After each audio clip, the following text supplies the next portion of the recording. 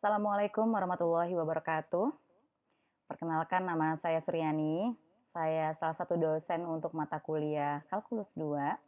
Pada kesempatan kali ini saya akan membahas mengenai ekstrim untuk fungsi dua variabel bebas.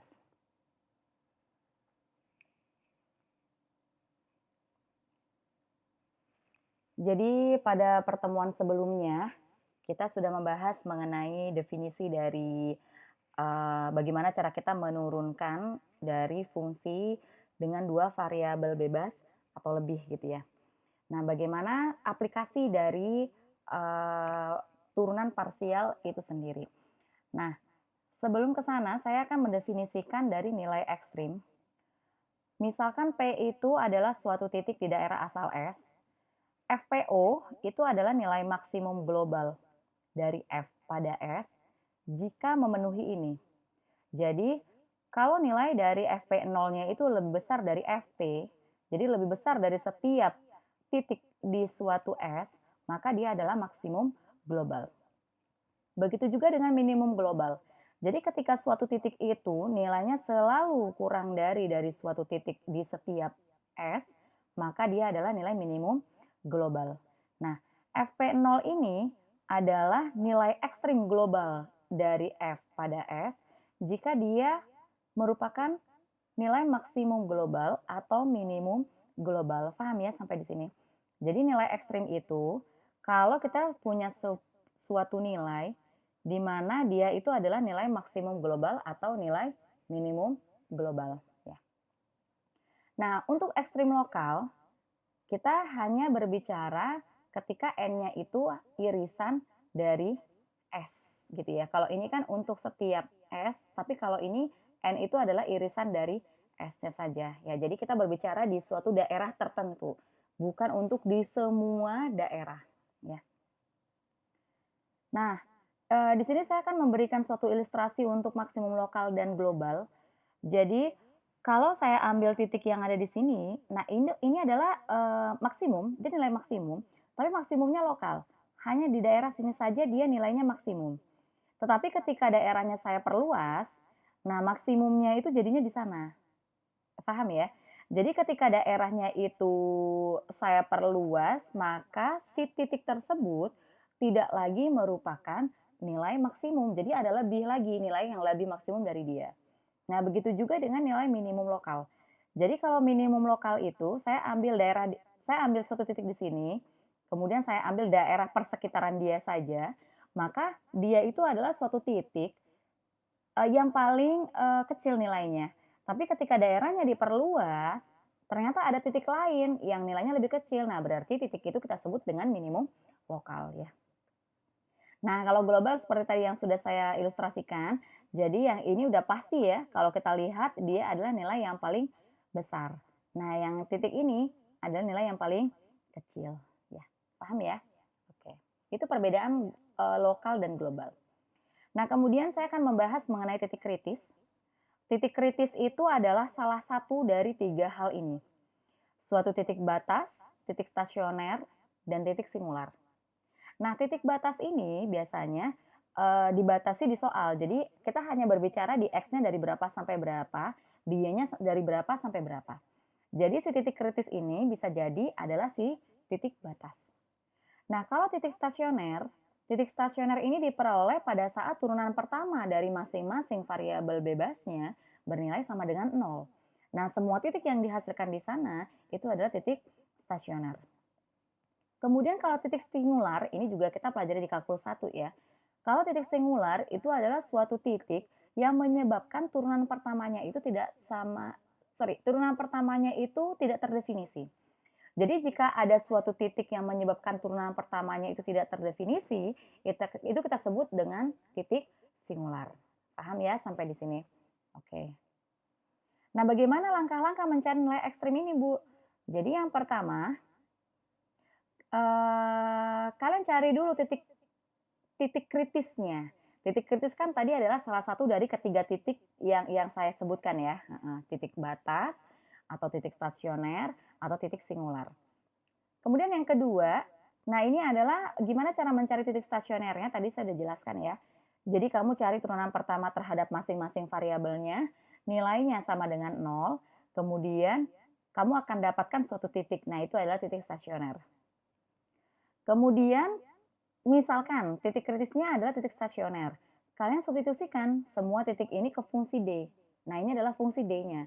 Makanya nanti kita akan membutuhkan fxx, fyy, fxy gitu ya. Nah, ketika kamu substitusikan si titik kritis ini ke dalam fungsi D, kalau dia nilainya positif, maka harus ngecek nilai dari fxx-nya. Kalau fxx-nya negatif, maka titik kritis itu adalah nilai maksimum lokal. Tapi kalau seandainya kalian cek ke fxx-nya dia nilainya positif, maka nilai dari fx 0,y0 ini adalah nilai minimum lokal. Kalau negatif, Bu, dia adalah titik pelana, bukan titik ekstrim, bukan nilai ekstrim. Kalau D-nya sama dengan 0, kita nggak punya kesimpulan apapun. Kita tidak bisa membuat kesimpulan apakah dia nilai ekstrim atau bukan. Berarti kita akan membutuhkan metode yang lain untuk menyelesaikan soal ini. Paham ya? Oke. Contoh, dapatkan nilai maksimum dan minimum lokal dari fungsi ini.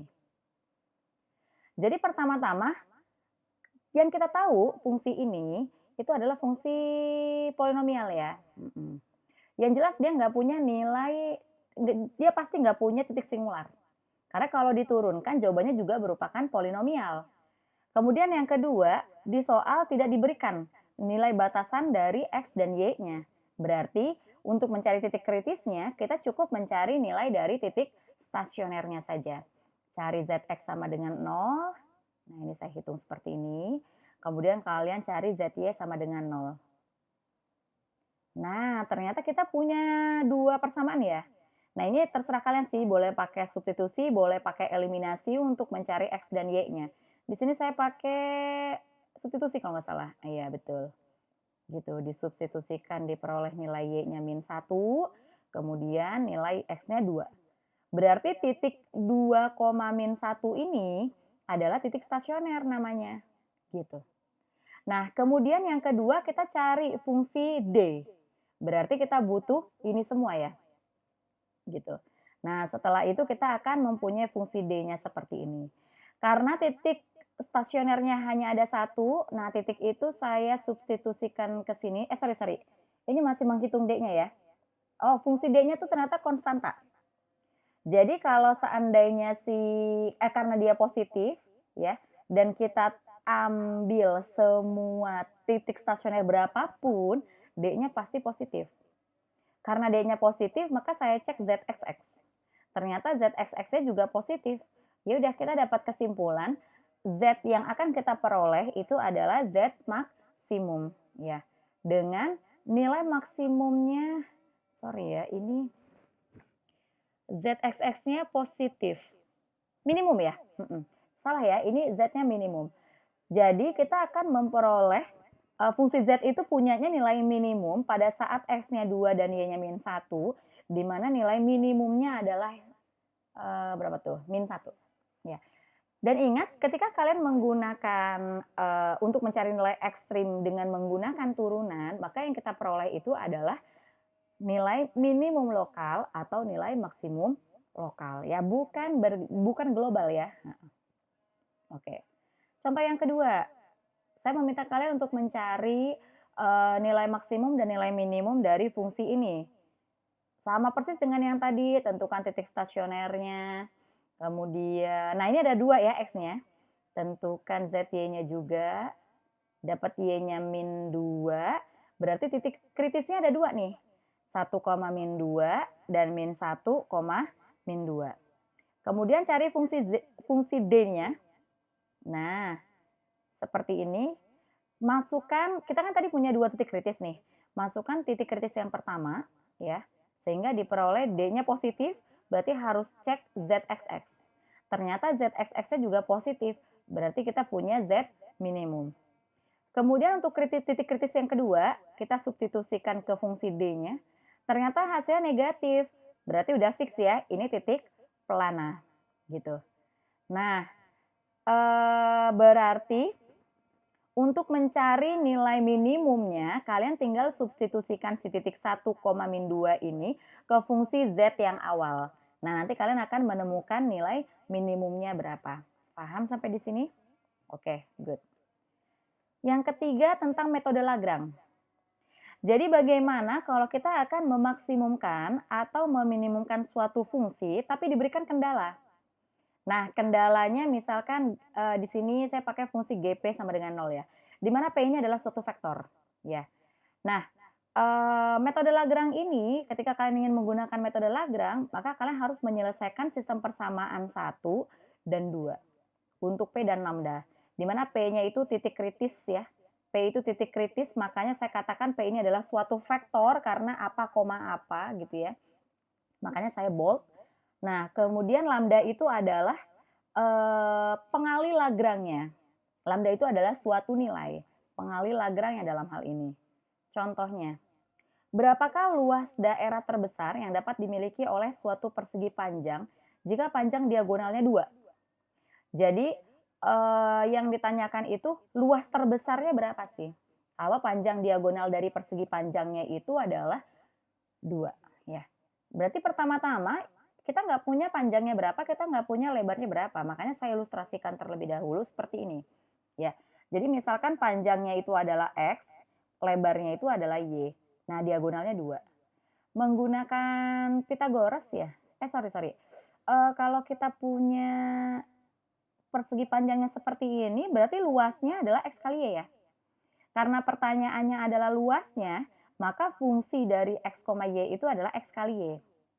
Kalau seandainya kelilingnya Bu, ya berarti pakai fungsi keliling ya, 2 dikali X tambah Y. Paham sampai di sini? Oke. Nah, kemudian yang kedua, dia dibatasi oleh panjang diagonalnya tuh hanya 2. Makanya ketika kita pakai teori Pythagoras ya, kita punya X kuadrat plus Y kuadrat sama dengan 2 ya. Nah, itu adalah fungsi kendalanya. Kendala ya. Nah, itu kita sebut fungsi kendalanya. Sehingga menggunakan metode Lagrange, kalian harus cari dulu fx dan fy-nya dari fungsi fx, y. Nah, tadi kan fungsi fx, y-nya adalah x kali y ya, sehingga fx-nya y, sehingga fy-nya x. Kemudian, kalian juga harus cari nih dari fungsi kendalanya, gx dan gy-nya, gitu. Sehingga kita punya 2x dan punya y. Nah, setelah itu kalian samakan nih. Ya. Nah, jadi ini dan ini kalian samakan, gitu. Karena dia sama dengan, maka I-nya dari sini ya, berarti Y sama dengan 2 lambda X. Y sama dengan 2 lambda X, kemudian untuk yang J-nya, itu berarti X sama dengan 2 lambda Y ya, gitu. Nah, ingat kita punya X kuadrat plus Y kuadrat sama dengan 4. Nah, X-nya saya ganti X atau Y dalam hal ini? Oh, saya ganti Y-nya ya. Jadi Y-nya saya ganti dengan X kuadrat. Nah, sehingga saya punya X-nya itu adalah plus minus akar 2. Gitu. Kemudian, kenapa X-nya yang diambil hanya akar 2? Karena X tadi definisinya adalah panjang dari suatu persegi panjang. Nah, panjang dari suatu bangun datar itu nilainya udah pasti positif. Makanya saya ambil yang nilainya positif. Bisa dipahamin sampai di sini? Oke, bagus. Kemudian kita dapat Y-nya juga akar 2 ya, karena X-nya sama dengan Y. Dari sini ya. Dari sini. Kemudian, nah, tadi kan kita punya Y-nya sama dengan 2 lambda X. Berarti Y-nya diganti akar 2, X-nya juga kalian ganti dengan akar 2. Sehingga kita dapatkan lambdanya setengah. Nah, karena kita sudah memperoleh lambdanya setengah, maka kita dapat simpulkan bahwa persegi panjang itu panjangnya akar 2, lebarnya akar 2. Sehingga luasnya berapa? Ya X kali Y, akar 2 kali akar 2, luasnya 2. Bisa dipahamin sampai di sini? Oke, good. Contoh yang kedua. Tentukan nilai maksimum dan minimum dari fungsi ini pada elips yang merupakan tabung dan bidang. Jadi sekarang fungsi kendalanya bukan satu nih, fungsi kendalanya ada dua, dikasih tabung sama suatu bidang. Nah, kira-kira seperti ini gambarnya, ya. Nah, ini ada tabung, kemudian ini adalah bidang Y plus Z sama dengan satunya.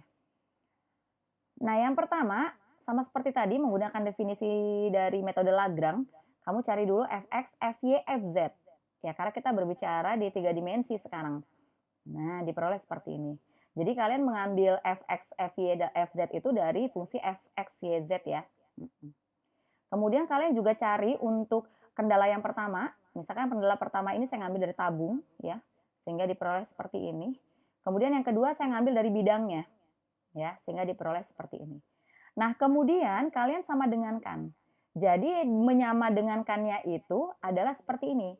Karena si kendalanya ada dua, maka ada lambda dengan mu. Nah, ini bebas sih. Boleh lambda sama alfa atau beta ya. Terserah kalian. Nah, sehingga kita akan punya 2 lambda X sama dengan 1 ya. Itu 2 lambda X sama dengan 1. Kemudian untuk yang koefisien Y-nya di sini ada 2, di sini ada 2 lambda Y ditambah mu. 2 lambda Y ditambah mu. Untuk koefisien K-nya, di sini kita punya 3 sama dengan, di sini nggak ada K ya, berarti sama dengan mu. Nah, 3 sama dengan mu. Kita dapat mu-nya 3, berarti kita dapat lambda nih, dari sana.